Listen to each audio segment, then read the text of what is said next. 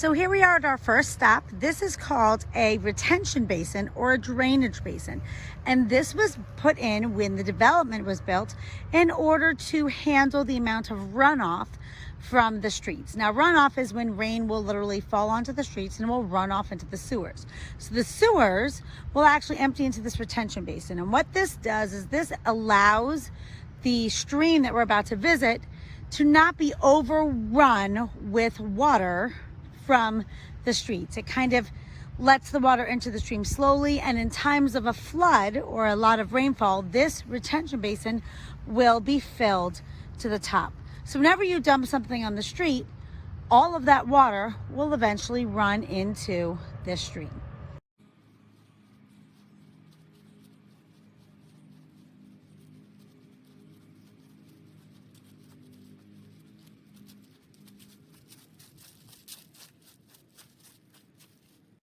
I'm stopping here at this tree. It's not an official stop, but do you see that vine on the tree?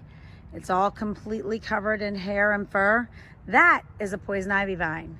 Most of this tree is actually, eventually when the leaves come in, is going to be poison ivy leaves and not leaves from the tree. And this vine will eventually kill this tree by preventing its leaves from getting sunlight.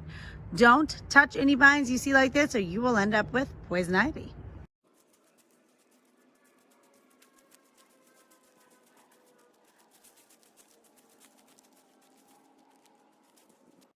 All right, so here we are at the stream, and this is stop number 2.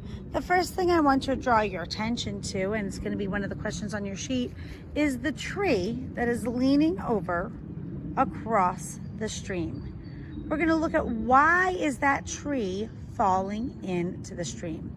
The other thing I want to point out is straight across the bank next to where that tree is, you can see exposed roots from those trees, and you can also see exposed dirt. You're going to want to think about what part of the stream you're going to want to label. Over here you can see a bank filled with rocks and gravel that have been deposited there. Think about what you're going to want to label that. You will have a drawing of this stream where you're going to have to label certain terms, and I want you to think about all of those things that you're seeing to determine what you're going to want to label them.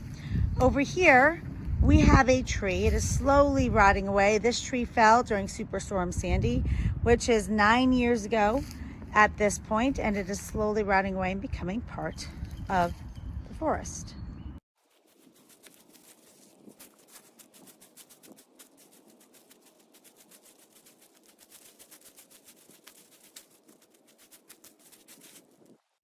So here we are at stop number 3. And you can see in this area right here, we've got pretty turbulent water that's moving along pretty fast. We'll call those mini rapids. If we take a look up here on the right, that is the bank that we started on, and we kind of just went down the river just a tiny, tiny little bit. As we go around, you can now see we've got a calm, deep area of this stream. And I want you to think about what we're going to be labeling these points of the stream. You can also again see the erosion on these banks where the roots are exposed, and you can see where I was just standing a pile of gravel, which is where deposition is occurring. Just for reference, there is the school.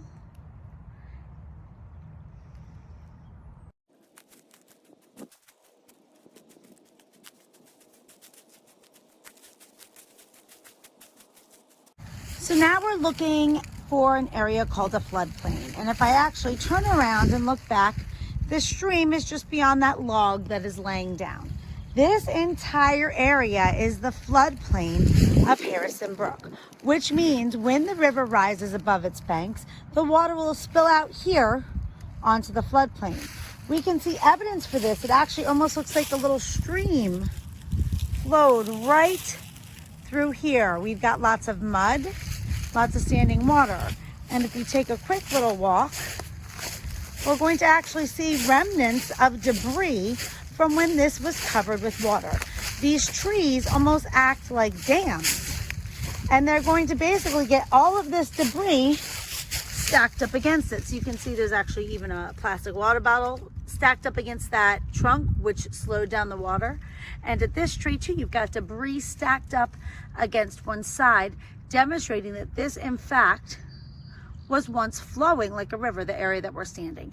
These trees, again, acted as barriers, stopped all of this debris in its path, and then when the stream stopped flowing, everything kind of just got deposited sitting right here. So all of these things are evidence for a floodplain.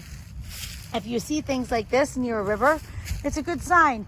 Don't build a house here, because most likely at some point it will be flooded. And again, just so you can kind of see, the water is right over there. This is your last stop. I hope you enjoyed your tour of the river.